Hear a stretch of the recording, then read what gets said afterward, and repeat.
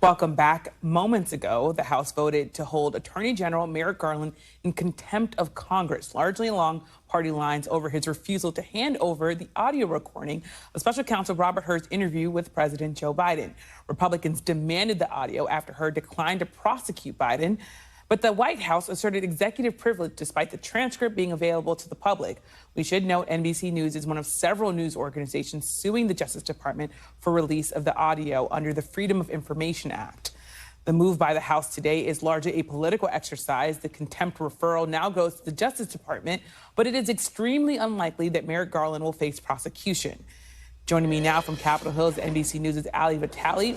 As we mentioned, it's really unlikely that there are going to be legal consequences here for Merrick Garland after this vote. But what are Republicans hoping to gain from all of this? Yeah, it would be difficult to see prosecutors at the Department of Justice move on prosecuting their boss, effectively, the head of the Department of Justice and the agency. Nevertheless, the House Speaker walked by me just in the last few minutes and told reporters the House did its job tonight on contempt. He thought it was important to lay down this mile marker as House committees continue to press for that audio recording you were just talking about, Yamiche, the audio of Biden's interview with Special Counsel Hur.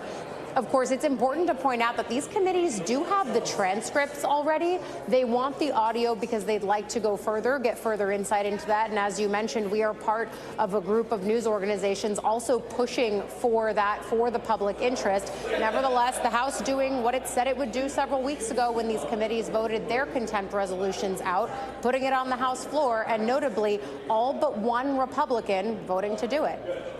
And as you say that, this all comes as Republicans are grappling with their view of the Justice Department. We saw lawmakers sticking to their claim that there are two systems of justice, even after Hunter Biden, who of course is the son of Joe Biden, was found guilty and had his verdict. Also, the House Oversight Committee, though, is still sending criminal referrals to the Justice Department that they are attacking. So is this message getting muddled here?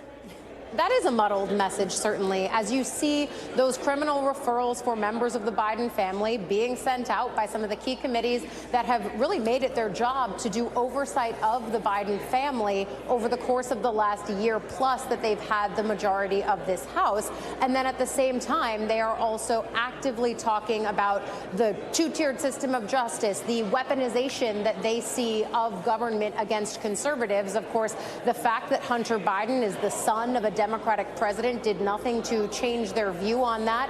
They consistently pointed to the fact that there was initially a sweetheart deal that they, in their words, a sweetheart deal that initially preceded the prosecution that we watched happen this week.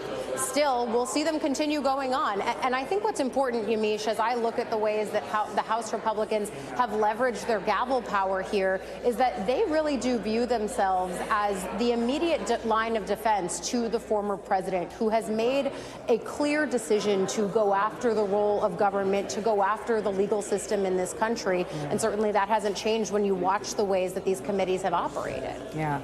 Well, Vitali, thank you so much for talking all that through for us. You got it. Thanks for watching. Stay updated about breaking news and top stories on the NBC News app or follow us on social media.